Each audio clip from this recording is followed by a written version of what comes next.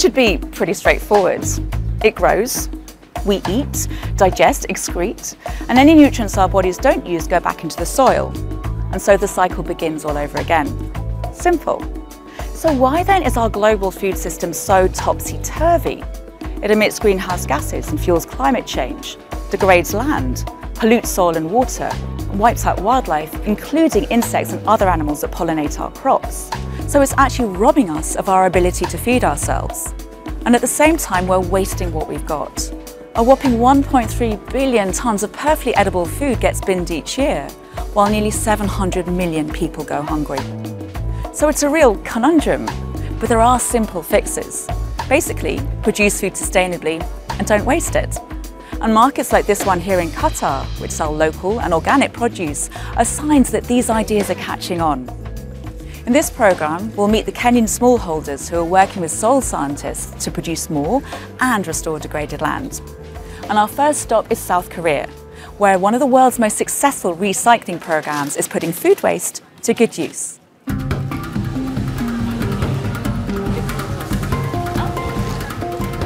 At least 1/3 of all the food produced for human consumption is never eaten.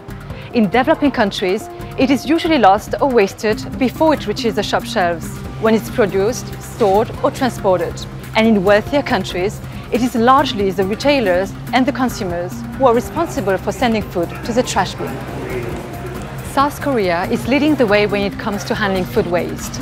A couple of decades ago, only 2% of discarded food used to be recycled. But today, this figure has soared to 95%. I'm going to find out how the country has achieved this turnaround. South Koreans throw away more food on average than Europeans and North Americans. To understand why, we need to look at the country's traditional cuisine. 안녕하세요. Here's a typical meal.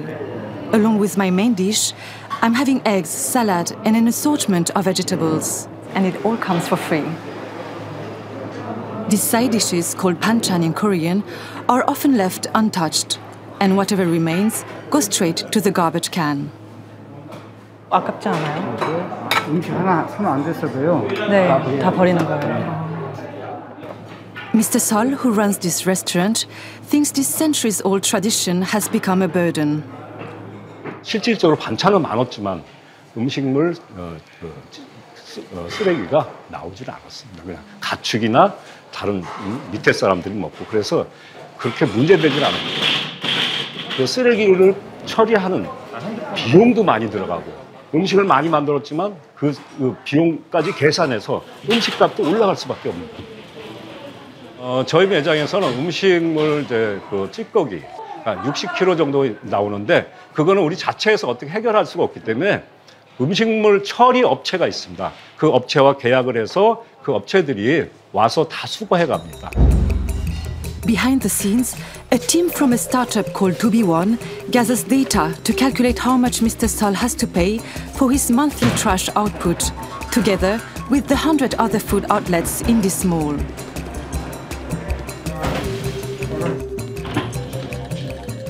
Every night, bins are emptied into this 5-ton truck. The leftovers show what's on the menu of the various eateries here. Here there are lots of seaweed, and here there are fruit peels and different vegetables. And here you have lots of eggplants. This startup works with more than 400 clients across the country. We've been trying to make the overall process more transparent. We keep track of the waste from A to Z. We do GPS tracking on our trucks, so you know on real time where the waste is. Once the trucks are loaded up, they go straight to a recycling facility nestled in the mountains to the south of Seoul. The South Korean government has implemented strict regulations on food waste, including a ban on incineration and dumping it in landfills. This has opened up new business opportunities for startups like 2B1. Liquid residues become biogas, while solid waste is turned into fertilizer or heated to produce slurry, which comes here to this plant, which has sought the help of an unexpected ally.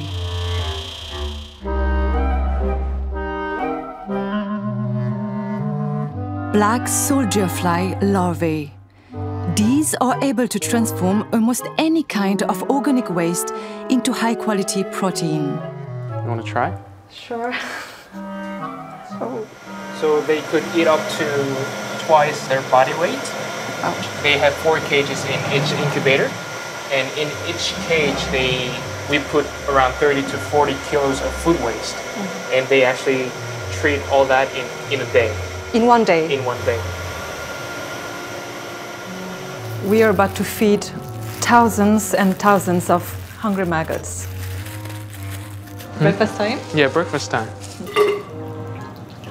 Like this? Yes, you could pull it all the way. Shall I pour the food waste all over the maggots? Yes, when it covers around 80%, you could stop.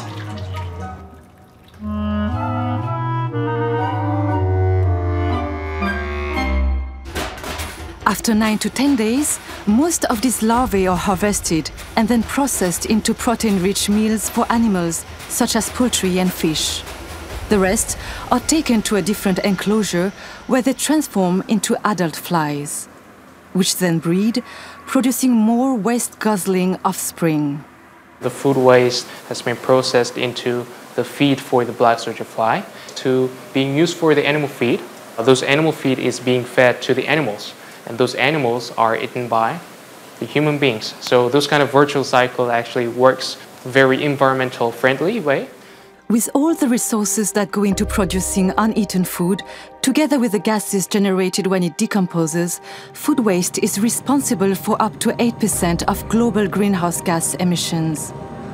The South Korean government has implemented a strict system which charges according to the amount of food thrown. Citizens like me are required by law to discard food waste in separate containers or face a fine of up to $900. To make the recycling process easier, private companies have developed smart bins for use at home. They reduce the weight and therefore charges paid. So now I'm gonna put a bag of food waste into the smart bin and we'll see what happens. Food waste is more than 80% water. This bin heats it so it dries out.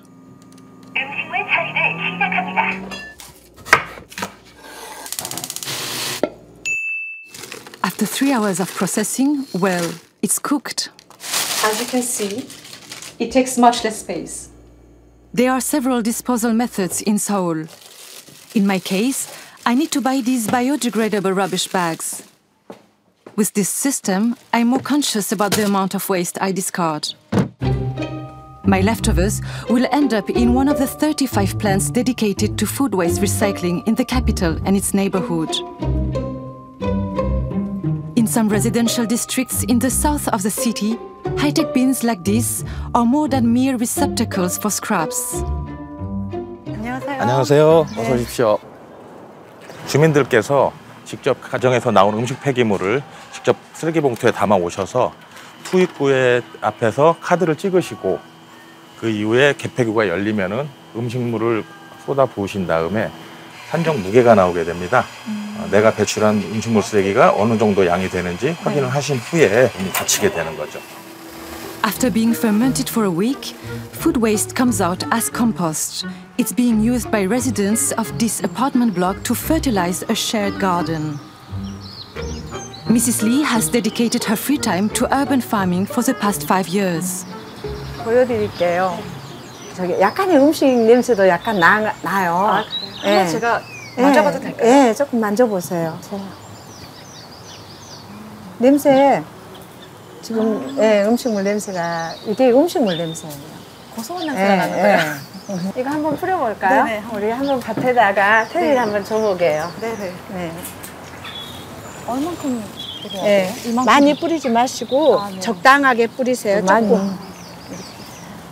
야채 가게에서 파는 맛하고 정말 달라요. 이 텃밭을 한 뒤로부터는 단 한 번도 이 고추하고 이 상추는 단 한 번도 사서 먹어본 적이 없어요. More than 16,000 of these automated bins have been installed in Seoul. It's innovations like these, together with strict government regulations that have enabled South Korea to turn its food waste problem around. If there is one place that symbolizes this success, it's Sky Park. Located west of Seoul, it attracts 10 million visitors annually. But only 30 years ago, this is what it looked like. Back then, it was the largest landfill in the world. A place that South Koreans called the land of death. Professor Kim is a landscape architect who's been studying this park's transformation. 이 공원으로 되기 전에는 쓰레기가 100여 메타 정도 쌓여 있는 장소입니다. 그래서 원래 냄새도 굉장히 많이 났고 또 파리들도 굉장히 많이 날리고 먼지들도 많고 그런 장소였습니다. 그런데 여기를 이제 공원으로 하고 나서는 안정화 공사를 하고 이 위에 복토를 흙을 덮고요. 거기에 나무들을 이렇게 심으면서 이런 공원이 된 것입니다. 지금 냄새 나나요? 아, 전혀 안 나요. 그래도 요 밑에는 다 쓰레기인 건가요, 아직은? 그렇습니다. The waste buried under Sky Park is in the process of decomposing. This releases methane, a potent greenhouse gas with a greater global warming potential than carbon dioxide. But here, it's captured and converted to energy to heat surrounding offices and homes.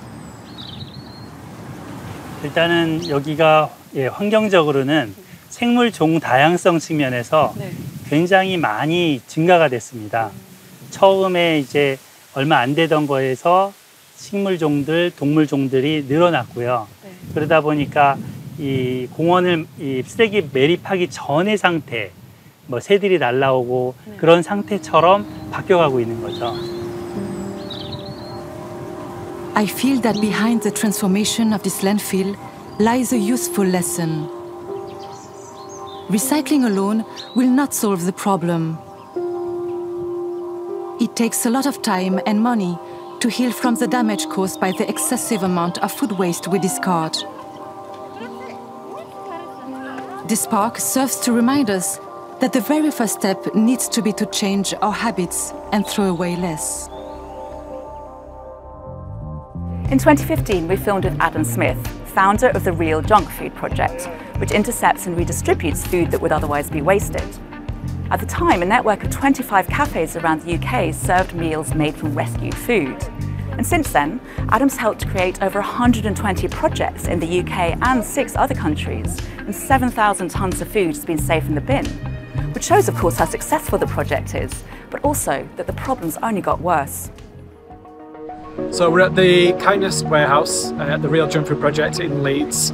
This is a 15,000 square foot warehouse that intercepts surplus food that would have gone to waste. You can see behind me is all the compostable stuff. So next to us we have a community farm that we compost all this waste to make sure that none of it goes back into landfill.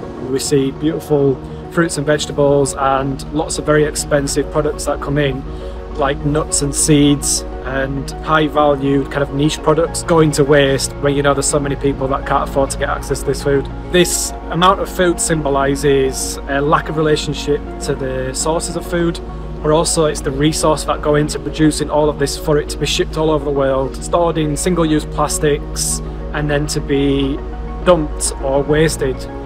So in order to restore the balance, we need to connect better with our food. So much more local and sustainable and seasonal food systems.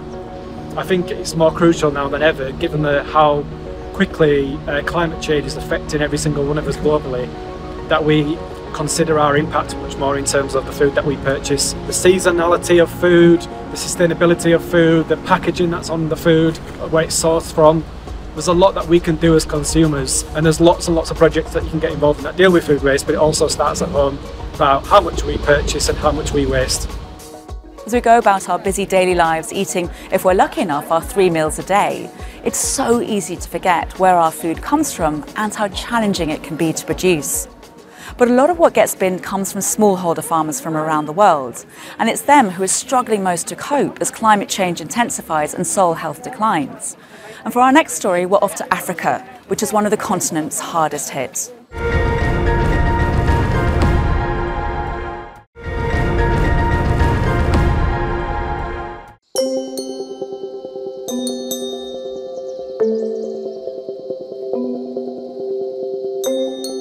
For the last decade, Kenya has been dealing with droughts and erratic weather patterns that have damaged the land's productivity and threatened food security. I am a farmer and I know how difficult it is to work with a changing climate. I have a small farm outside Nairobi where I raise livestock and grow food crops. 2 years ago, because of a harsh drought, my soil dried out and I lost all my harvest. Having worked the land, I know how vital healthy soil is. Without it, the farm fails. But I've heard about a team of scientists who are working together with farmers to make degraded lands fertile once more. One of the things they do is to test soil. Intensive agriculture and other damaging practices, along with the effects of climate change, have left 1/3 of the planet's land degraded. The situation is so severe that 30 football pitches of soil are lost every minute. The International Center for Research in Agroforestry, also known as ICRAF, is a leading authority on land management and restoration. I've come to its headquarters in Nairobi to meet head soil scientist Lee Winowiki. Hey, Dr. Lee. Hi, Caleb. Pleasure to meet you. Nice to meet you. I've heard so much about the good work your team is doing here at ICRAF. Let me ask a very simple question. What is soil? Soil is the biologically active layer of the earth. It is a mixture of minerals, organic matter, and organisms that together support life. 95% of our food is produced in soil. Soil acts as a filter and regulates the water cycle and has the potential to store large amounts of carbon, contributing to climate change mitigation. It's simple. Without healthy soil, we can't survive. This only makes the work being done here even more important. I brought a sample of my soil for you to look at. This is from a trouble sample of my farm. Could you look at it and tell me what's wrong with it? My soil will be prepped and sent for analysis. In the meantime, Lee wants to show me the soil library, which houses over 100,000 soil samples from around the world. Every single soil sample represents a farmer's field. Every sample comes with a barcode. When we scan this, we get all the information of the GPS coordinates, the soil data, the status of the health of the soil.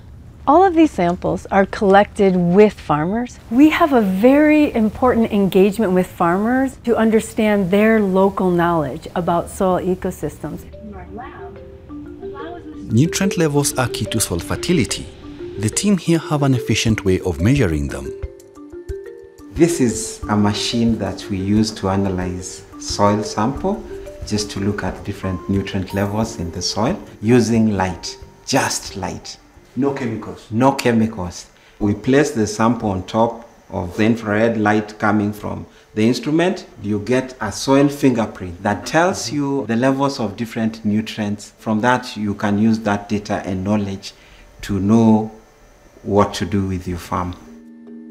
Measuring a sample using this machine takes only a few minutes. Once the results are ready, they will be deciphered by Lee.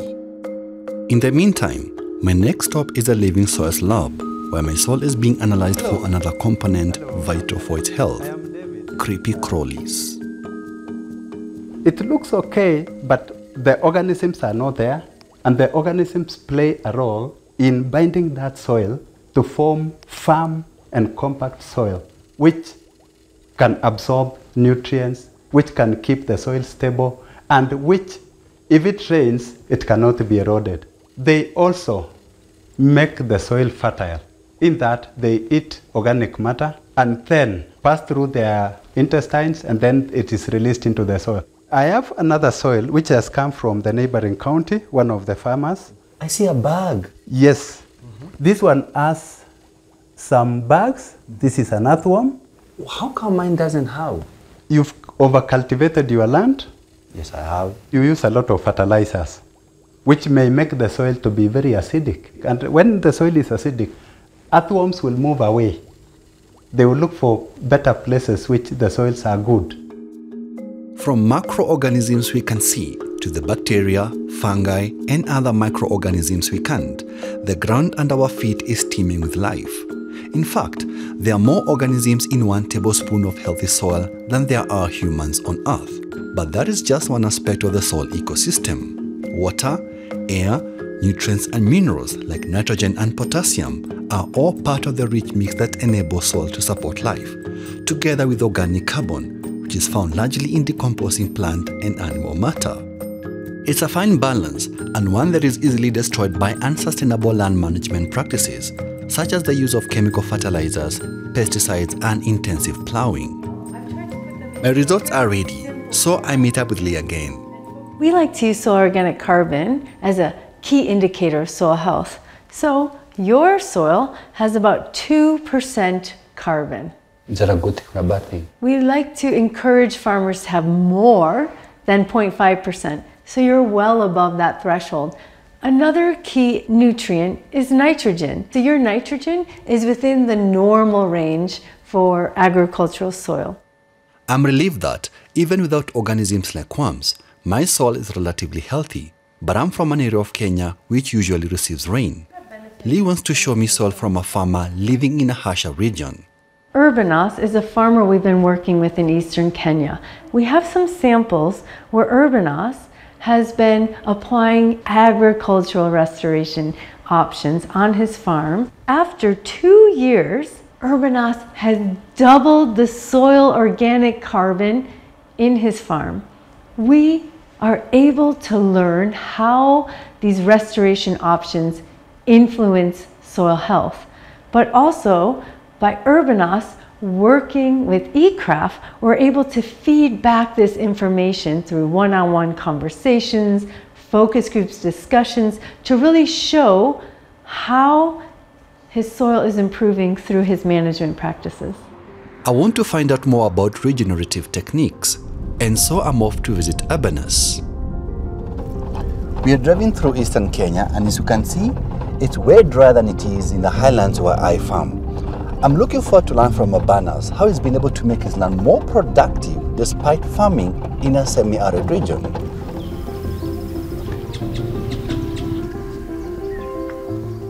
Good morning, Urbanos. Yes, morning. How are you doing? I'm fine.